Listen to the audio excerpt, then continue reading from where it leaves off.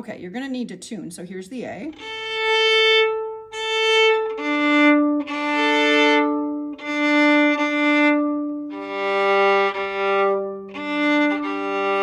So you usually start from the A, and you can always go back to the beginning to double check if this is too fast. I'm going to raise that just a smidge. So if this is G, 1 is the A. And your thumb, typically for violin, just relax. Relax is opposite your 1. And I'm playing it, of course, like a cello because I am a cellist.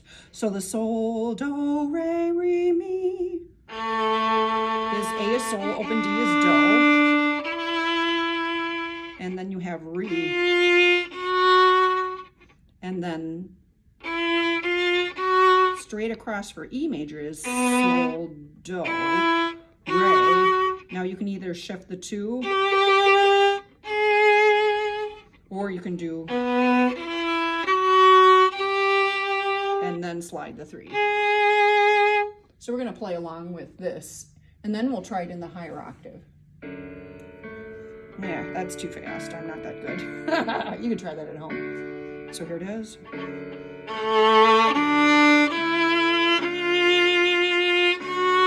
Straight across is it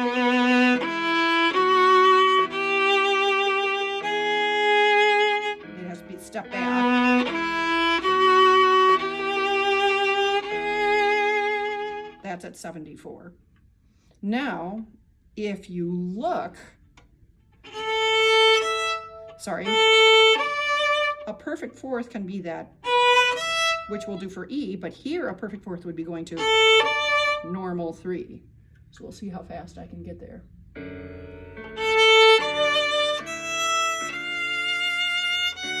Slide the 1, 1.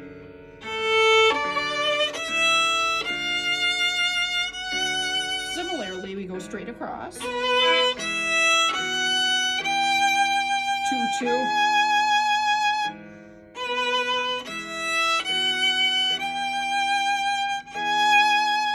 Now what's interesting, this A, I can also get in first position.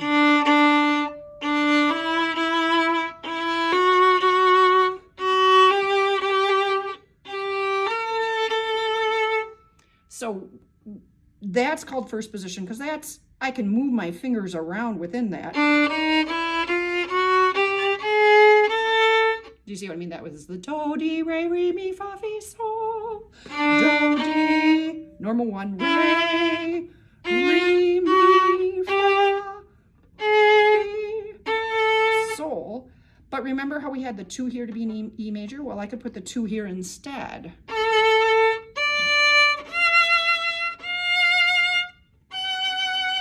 And for mi, sol is a major second, so that's a major 6. You can see where this would be a minor 6. Does that make sense? Mm-hmm. So now, got that ready.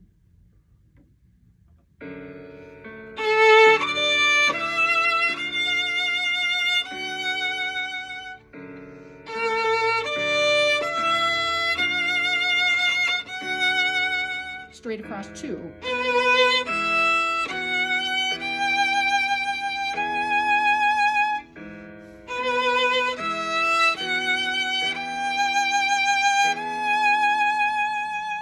So that gives you a whole bunch of ways of practicing that goofy chromatic solfege thing and to hear it. And then you could also practice singing along with this recording. And ooh, just hours of chromatic solfege fun. Have fun. Oh, we're done. Now